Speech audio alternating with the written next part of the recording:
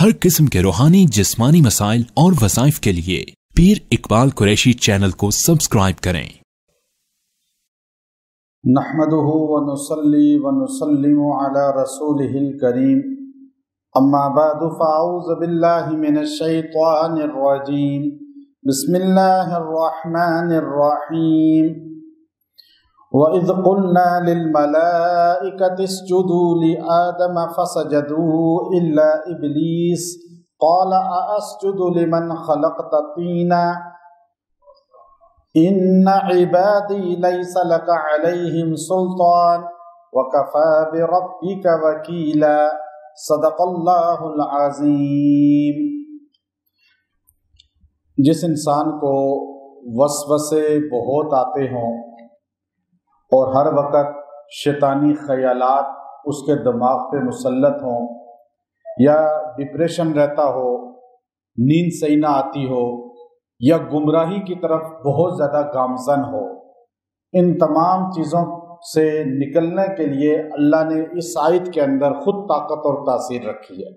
और अल्लाह ने ख़ुद फरमाया है शैतान को ललकारते हुए, जब शैतान ने अल्लाह के सामने बगावत करते हुए कहा कि मैं तेरे बंदों को नहीं छोड़ूंगा, अल्लाह ने फिर कहा मेरे कुछ बंदे तेरे वार से बच जाएंगे। अब ये सारा मुकालमा है अल्लाह और शैतान के दरमियान।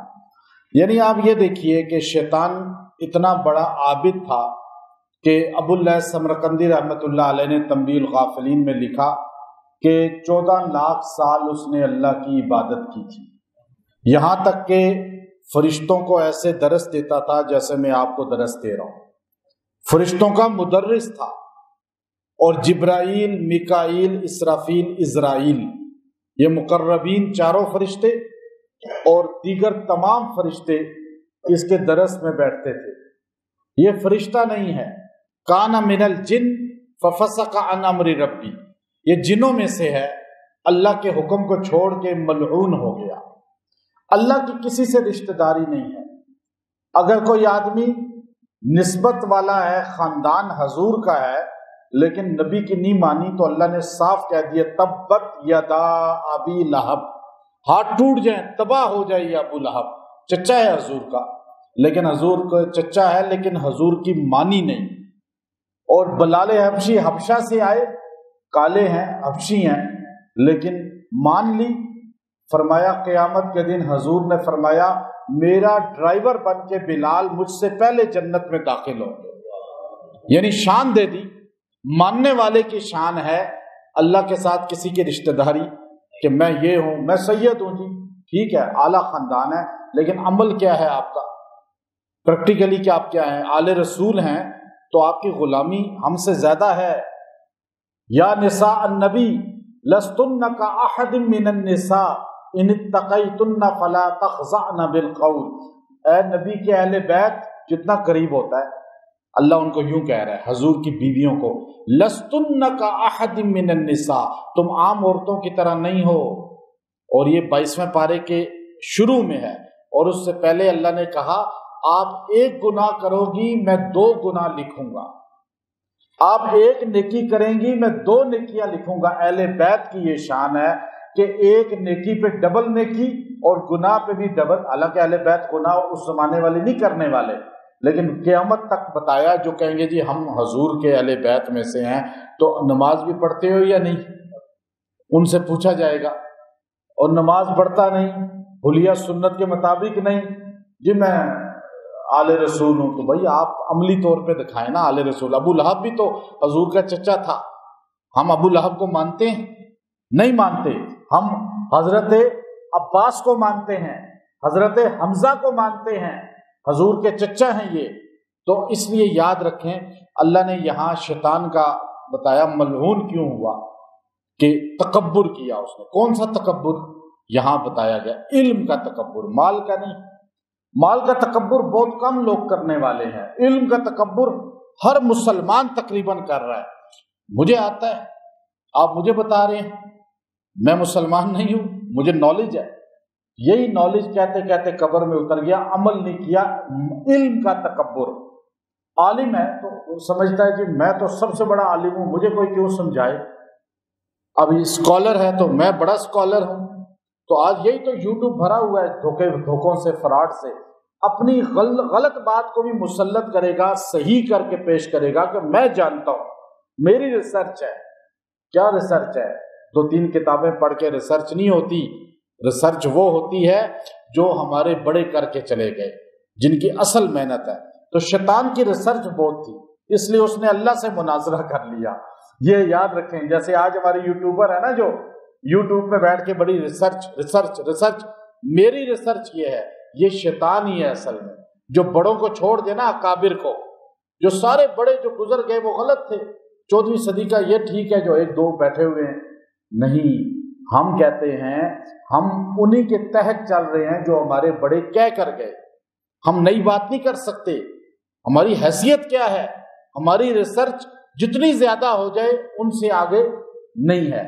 اب شیطان نے کیا کہا؟ میری ریسرچ زیادہ ہے، چونکہ میں جبرائیل کو پڑھاتا ہوں، میکائیل کو پڑھاتا ہوں، اسرائیل کو پڑھاتا ہوں. کیا ریسرچ ہے؟ اب وہ ریسرچ سنیں.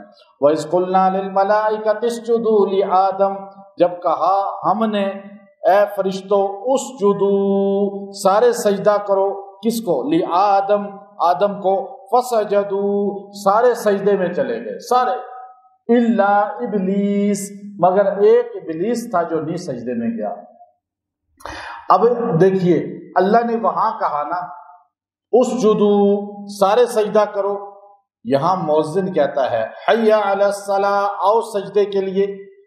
وہاں سجدہ نہ کر کے وہ ملعون ہوا، یہاں نماز چھوڑ کے کیسے یہ رحمت والا ہو سکتا ہے؟ یہ بھی تو سجدے سے ہی انکار کر رہا ہے نا. تو اب الا ابلیس، مگر ابلیس، اس کا نام تھا پہلے ابلیس. کان عزازیل، امام جو ہے سمرقندی کہتے ہیں عزازیل اس کا نام تھا. ابلیس اس کو اللہ رب العزت نے کہا پہلے، بعد میں شیطان اللہ ہی نے کہا اس کو. قال، آگے سے اللہ کو کہنے لگا اسجد، میں سجدہ کروں. اللہ کو کہنے لگا میں سجدہ کروں. لمن خلقت طینا، اس کو جو مٹی سے پیدا ہوا ہے، اور یہ مٹی زمین پہ پڑی ہوتی ہے اور میں آگ سے بنا اٹھتی ہے. انا خیر منہ خلقتنی من نار وخلقتہ من طین. دوسری جگہ کہا اس نے کہ میں آگ سے، آگ اٹھتی ہے، یہ مٹی سے گرتی ہے پیروں میں آنے والی چیز کو میں سجدہ کروں. اس نے ہماری اس حیثیت کو دیکھا، ہمارے باپ آدم کی جو تخلیقی حیثیت ہے وہ حیثیت نہیں دیکھی جو اللہ نے اعزاز ان کو دیا تھا. اللہ نے ہمیں بنایا تو حقیر صحیح ہے، لیکن اعزاز دیا ہے کہ ہمیں فرشتوں کا بھی مخدوم بنا دیا کہ فرشتے سجدہ کر رہے ہیں ہمارے باپ کو. تو اللہ رب العزت کو اس نے یوں کہا قال ارأیتک ھذا الذی کرمت علی. قال، آگے سے پھر کہنے لگا، پہلے تو ایک بات کی، پھر آگے سے اور بحث کی. کہا اللہ تعالیٰ آپ کیا کر رہے ہیں؟ ارأیتک، آپ دیکھتے ہیں، ھذا الذی کرمت علی، آپ نے اس کو مجھ سے فضیلت دے دی. یہ کل پیدا ہوا، میں اتنا پرانا، یہ کل میرے آفس میں آیا، یہ کل اس کی جاب لگی، اور یہ کل ابھی جماعت میں آیا، اور یہ آگے بڑھ گیا، کل آیا آگے بڑھ گیا. یہی تو جنگ ہے نا ساری. کہتے ہیں نہیں، خلیفہ بلا فصل نہیں ہو سکتے. یہ بحث یہی تو چل رہی ہے ساری. کہا نہیں. اللہ کو کہنے لگا آپ اس کو آگے لے کے جا رہے ہیں اور مجھے پیچھے کر رہے ہیں. نہیں، میں یہ کام نہیں کروں گا، میں اس کو سجدہ نہیں کروں گا. لئن اخرتنی الی یوم القیامہ، اللہ اگر آپ کو زیادہ ان پہ بھروسہ ہے نا کہ آپ اس کو شان دے رہے ہیں، آپ ذرا مجھے مہلت دے کے دیکھیں قیامت تک، پھر میں آپ کو بتاؤں گا کہ یہ کتنا پانی میں ہے، یہ اور اس کی اولاد کتنی آپ کی فرما بردار ہے، اور میں نے کتنی فرما برداری کی ہے کہ 14 لاکھ سال میں نے ایک چپا جگہ ایسی نہیں ہے جہاں سجدہ نہ کیا ہو، اور آپ اس کی خاطر مجھے ڈاؤن کر رہے ہیں. اللہ تعالیٰ کو کہنے لگا کہ ٹھیک ہے، لَأَخْتَنِكَنَّ ذُرِّيَّتَهُ إِلَّا قَلِيلًا، مجھے مہلت دو، پھر دیکھو میں ان کا ایک بندہ بھی جنت میں نہیں جانے دوں گا. قلیلا، بہت کم مجھ سے بچیں گے، باقی سارے میرے شکار ہو جائیں گے اور میں ان کو گھسیٹ لوں گا. اب اس کے بعد اللہ تعالیٰ نے اس کو کہا ٹھیک ہے، قال اذهب، جا دفع ہو جا تجھے مہلت دیتا ہوں. یہاں تو تھوڑا سا نرمی کا لفظ ہے نا، وہاں اللہ تعالیٰ نے فرمایا کہ جا فخرج، فَإِنَّكَ رَجِيمٌ إِنَّ عَلَيْكَ لَعْنَتِي إِلَىٰ يَوْمِ الدِّينِ۔ اللہ نے وہاں ذرا سخت کہا کہ دفع ہو جا، نکل جا، تو ملعون ہے اور قیامت کی صبح تک ملعون ہے تو۔ اب وہ ملعون اذهب، دفع ہو جا، چلا جا۔ فَمَن تَبِعَكَ مِنْهُمْ، جو ان میں سے تیری اتباع کریں گے تو یاد رکھنا فَإِنَّ جَهَنَّمَ جَزَاؤُكُمْ جَزَاءً مَوْفُورًا، تو میں ان سے تیرے ساتھ جہنم بھروں گا، ان کو پورا بدلہ دوں گا، تیرے ساتھی ہوں گے، تیرے ساتھ جائیں گے۔ اس لیے ہمارے نبی علیہ السلام نے فرمایا المرء مع من احب، جو بندہ اسی کے ساتھ ہوگا جس سے محبت کرتا ہے۔ جو صحابہ اہل بیت نبی علیہ السلام سے محبت کرے گا انہی کے ساتھ ہوگا، شیطان کے وار پہ چلے گا اسی کے ساتھ ہوگا۔ وَاسْتَفْزِزْ مَنِ اسْتَطَعْتَ مِنْهُمْ، ٹھیک ہے، جا تو اپنا کام کر اپنی استطاعت کے مطابق، جا اپنا زور لگا۔ اللہ نے بھی اس کو چیلنج کر دیا، اللہ نے بھی اس کو مہلت دے دی قیامت کی صبح تک، تو اپنا کام کر اور تو کیا کر۔ اللہ نے اس کو فارمولے کا جا جو کر سکتا ہے کر۔ اللہ کو اپنے بندوں پہ بھروسہ تھا، ہم پر۔ دیکھیں اللہ تعالیٰ ہم پہ کتنا اعتماد کرتے تھے۔ اللہ کو پتا تھا جن پہلے زمین پر بہت لڑاکے شرارتی شیطان صرف تھے، میں بنی آدم کو لا رہا ہوں، اور شیطان جنوں فرشتوں نے بھی کہا کہ لڑیں گے، خون کریں گے، اللہ نے پھر ان کو ٹوکا، ڈانٹا۔ جب اس نے کہا پھر اللہ نے ڈانٹا، تو اللہ کو ہم سے پیار کتنا ہے آپ سوچیں۔ ہم اللہ کے خاص ہیں، ہماری خاطر اللہ نے اپنے سارے فرشتوں کو ڈانٹا، ہماری خاطر اللہ نے اس ملعون عابد زاہد، ساتوں آسمانوں پہ اس کے نام تھے، عابد، عارف، اس کو ہر آسمان پہ مختلف لقب سے فرشتے پکارتے تھے، وہ عابد آ رہا ہے، وہ عارف آ رہا ہے، اس طرح اس کو نام سے پکارتے تھے۔ اور جب ہماری خاطر، اور ہم اللہ کے لیے کیا کر رہے ہیں، ہم اسی کے ہاتھوں میں کھیل رہے ہیں، ہم اسی کے پیچھے چل رہے ہیں، ہم اسی کی مان کے۔ اللہ نے اس کو کیا کہا اب سنیے، اللہ نے کہا جا تجھے بھی میں مہلت دیتا ہوں قیامت کی صبح تک، تو کیا کرے گا؟